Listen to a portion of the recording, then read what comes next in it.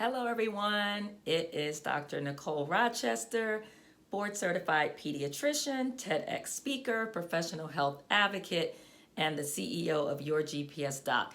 Listen, I am back to talk about COVID because there are 3 questions that I think everyone who is still unvaccinated should ask themselves. Let me start by saying this video is not meant to shame. It is not meant to make you feel badly about your decision. And let me also say that this video is not for those of you who truly cannot get the vaccine because of medical reasons. And when I say medical reasons, I mean your board certified physician who takes care of you and who knows the intricacies of your health situation has told you that you should not be vaccinated. And that number is very small, okay? So I'm not talking to that group. But for the rest of you who, for whatever reason, you have decided up until now, and today is August 15th, 2021, that you still are not interested in being vaccinated. First, I hope that you still have an open mind. I'm assuming that if you're watching this video, you still have an open mind. You may still have questions. You may still have fears and concerns, and those are valid.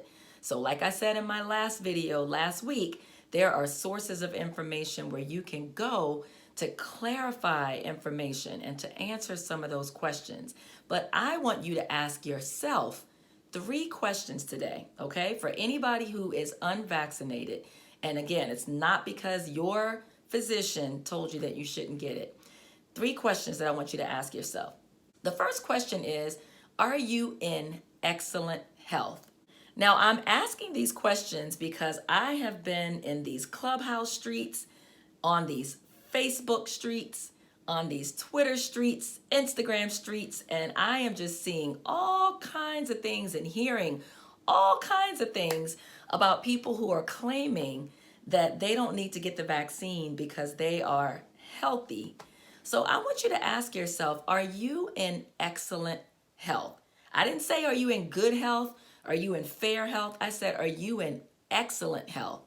Now, let me say a couple things to clarify that. If you have not been to a physician, and that doesn't necessarily have to be an allopathic physician, which are MDs and DOs. It could be a naturopathic physician if that's the route that you choose. But if you haven't been to a physician for a full checkup in the last 6 to 12 months and gotten a clean bill of health, then you are not able to claim that you are in excellent health. Being in excellent health, you all, is not just a feeling. It's not just that I feel good today. It's not just I'm not overweight, or I can go up and down the stairs without getting tired, or even I work out multiple times a week.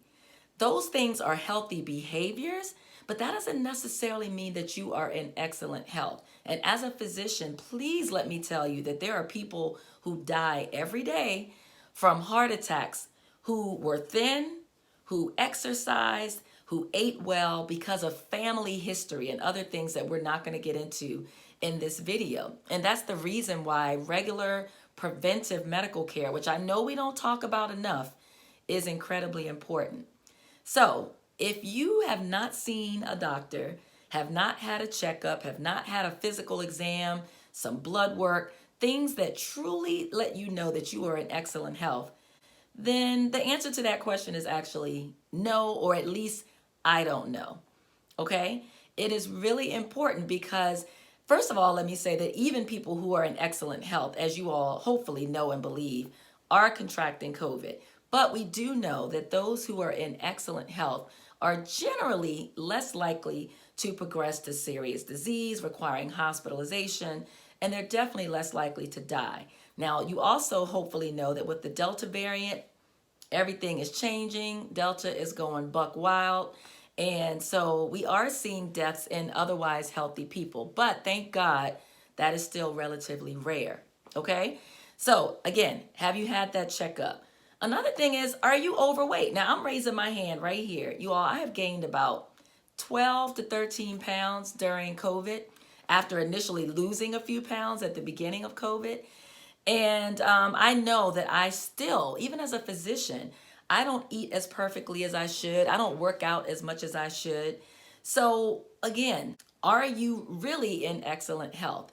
If you are not of an ideal body mass index, meaning under 25, you can look up, go on your smartphone and just Google BMI calculator, and you can put in your height and your weight, and that'll tell you what your BMI is. But if you're not under 25, guess what? You are overweight or obese, you are not in excellent health, and you are at increased risk for COVID just by being overweight or obese. Even if you have no other medical conditions, you are at increased risk for COVID. The other thing that factors into your health is your diet. And so some of you who are adamantly saying that I don't want to put anything in my body, you're eating packaged foods, you're eating prepared foods. And again, I'm raising my hand. If you open up my pantry right now, there's a lot of healthy items, but there's granola bars and things that most people may say, oh, this is healthy. But these are prepared foods. And anytime you have a prepared food, there are chemicals and things that are put in those foods to preserve them so that they can sit in your pantry for 2 weeks, 4 weeks, months at a time. If you are not out here buying all organic fruits and vegetables, if you are not out here growing your own fruits and vegetables, if you are not consuming organic meat, then guess what? You are consuming chemicals, okay? If you have tattoos, guess what?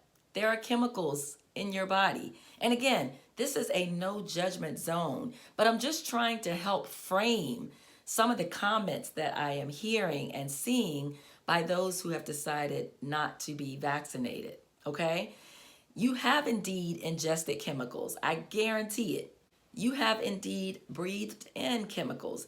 And these aren't ideal. And I know you may be saying, yeah, but I can't control that. But I'm just pointing out that just by virtue of living in the United States of America, unfortunately, we cannot avoid toxins and pollutants and things in the air that we breathe and in the water that we drink. So if you are not going to extremes, and I mean extremes, you all, then chances are you are already consuming, ingesting chemicals, okay?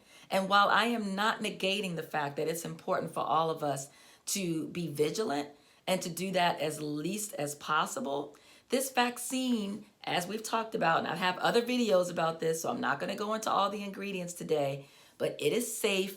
It does not contain harmful chemicals.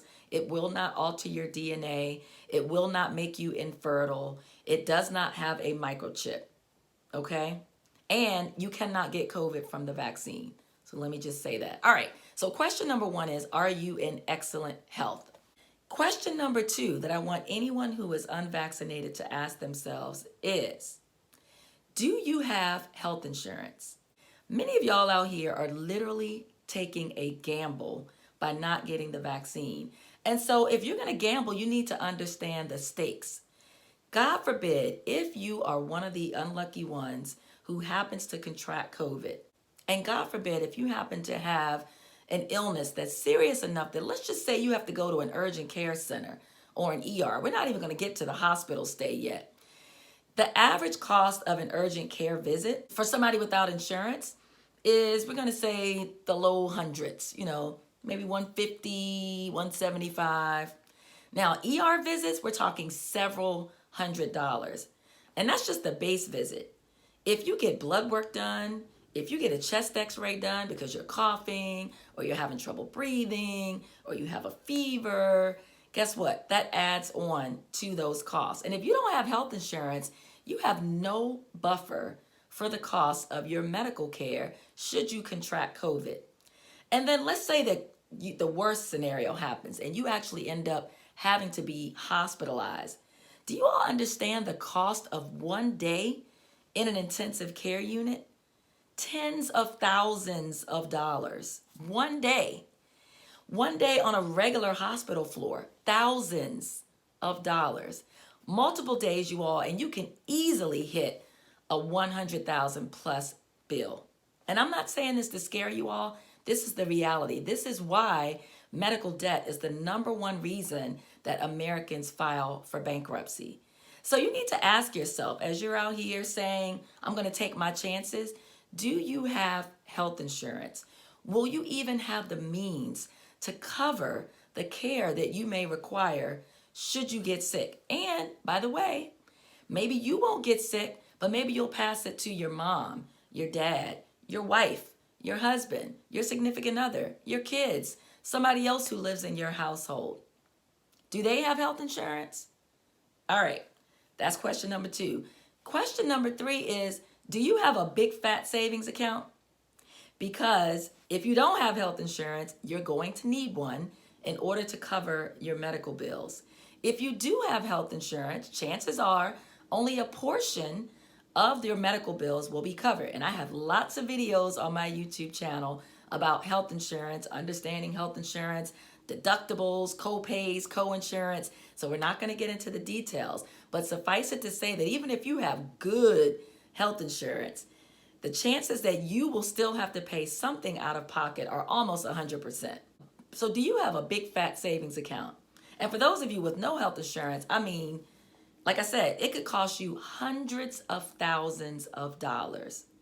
So if you don't want to worry about your own health, and if you don't want to worry about the health of those around you who you will potentially endanger by contracting COVID and possibly having an asymptomatic case, then think about the financial ramifications of not being vaccinated. You all, this can completely devastate families and households in a way that you may never be able to recover. Okay? So again, these are not scare tactics. I'm just coming to you from my heart, and I'm making this video in response to some of the things that I'm hearing and seeing and some of the reasons that people are giving. So the 3 questions I want you to ask yourself are, am I in excellent health? Do I have health insurance? Do I have a big fat savings account? All right, if the answer to any one of those 3 questions is no, I encourage you to quickly reconsider your decision. Quickly. Okay, you all? I hope this has been helpful. Please like and share this video. Please subscribe to my YouTube channel. And I will see you guys again the next time I am inspired to do another video. All right, you all. Take care.